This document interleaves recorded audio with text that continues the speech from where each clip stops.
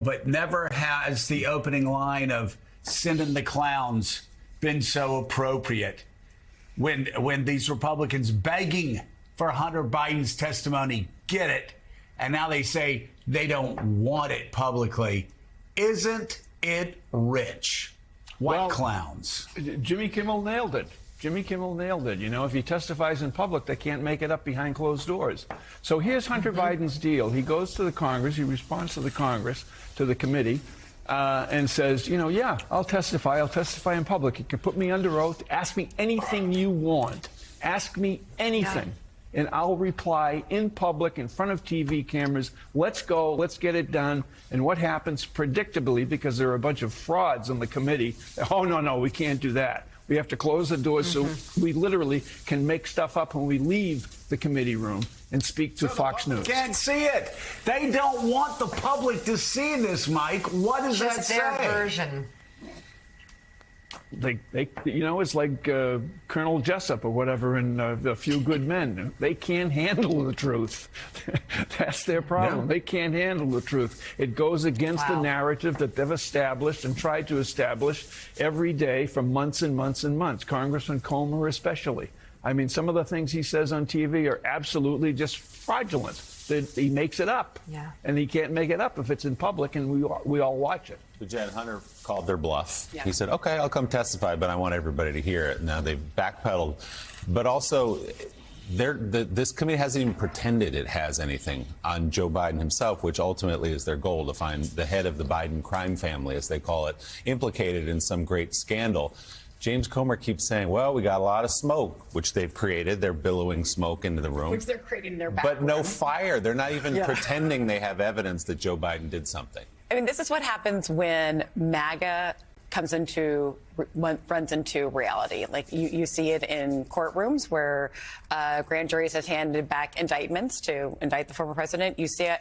The best example, I think, probably what they're scared of, it was 2015, October 2015, Hillary Clinton testifying before the Benghazi committee. Whoops. The 11 best hours of the presidential campaign.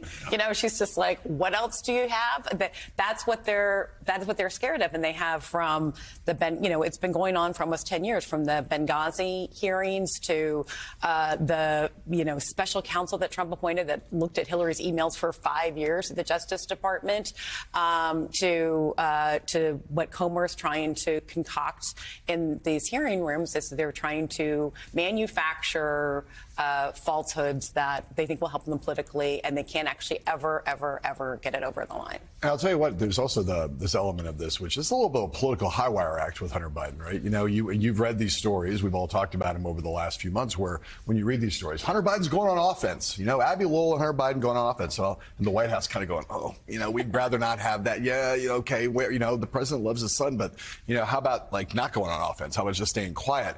And so to call the bluff is a dramatic gesture. You know, I'm going to go in and do this, get on national television.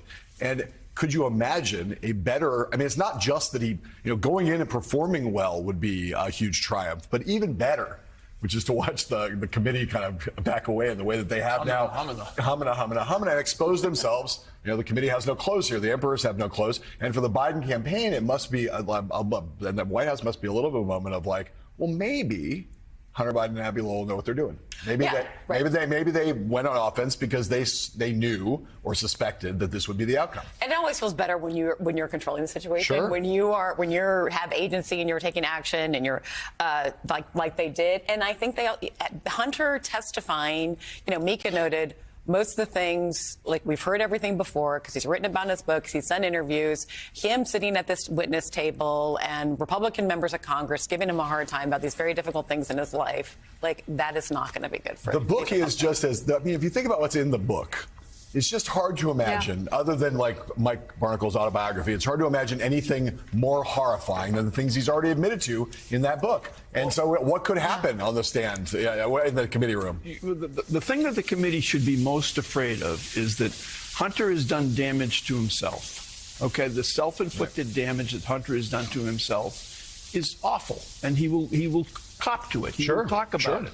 The damage he has done to himself, I'm sure, is quite familiar to a whole host of families in this country. Of course. And this is another moment where Republicans have talked themselves into a corner. They have promised for so long to go after Hunter Biden, to go after this so-called Biden crime family, that they have forced their hand. Their base demands this. And if they want to ward off primary challenges from those further to their right, they have to deliver this, even if it ends up blowing up in their faces. Because they'll accuse them of, like, well, this was rigged. They'll come up with an excuse why it didn't work. They feel like they have to try.